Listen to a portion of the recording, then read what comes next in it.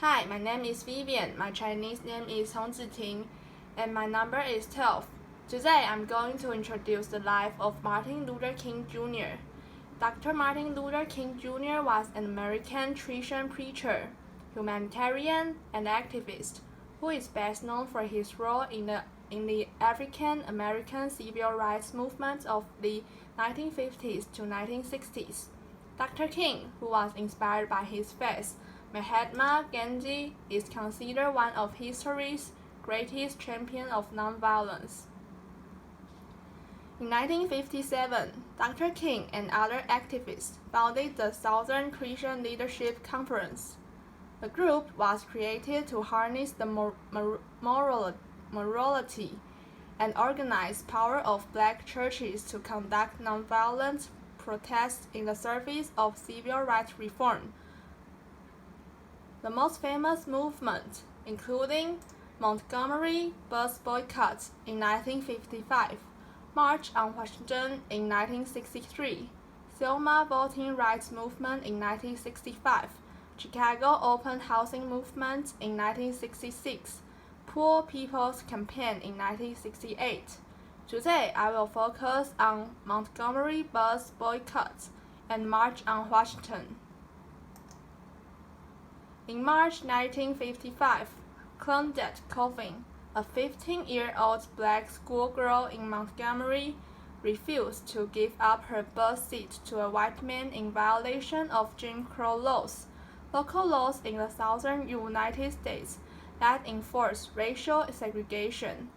9 months later, on December 1, 1955, a similar incident occurred when Rosa Parks was arrested for refusing to give up her seat on the city bus.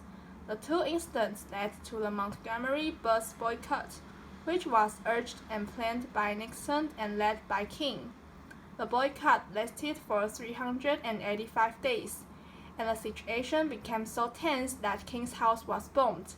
King was arrested during this campaign, which concluded with a United States District Court that ended racial segregation on all Montgomery public buses. King's role in the bus boycott transformed him into a national figure and the best-known spokesman of the civil rights movement. March on Washington is the movement which, led by 6 civil rights organizations, and the main demands are jobs and freedom. More than 250,000 people of diverse ethnicities attended the event. Sprawling from the steps of the Lincoln Memorial onto the National Mall, at the time it was the largest gathering of protesters in Washington, D.C.'s history. The march met specific demands: an end to racial segregation in public schools, meaningful civil rights legislation, including a law prohibiting racial discrimination in employment, protection of civil rights workers from public brutality. Dr. King delivered a 17-minute speech, later known as "I Have a Dream." It was regarded as one of the finest speeches in the history of American oratory. The march, and especially King's speech, helped put civil rights at the top of the agenda of reformers in the United States and facilitated passage of the Civil Rights Act of 1964. 4 years later, Dr. King was fatally shot by James Earl Ray on April 4, 1968.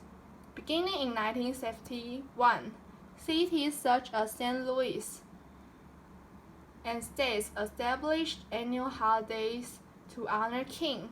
At the White House Rose Garden on November 2, 1983, President Ronald Reagan signed a bill creating a federal holiday to honor King. It is called Martin Luther King Jr. Day. Following President George Herbert Walker Bush's 1992 proclamation, the holiday is observed on the third Monday of January each year. Dr. King had contributed himself to those movements for the civil rights. No matter what difficulties he had faced, he conquered it and insisted in his faith. This kind of spirit influenced lots of people and was really inspiring. So that's the end. Thanks for watching.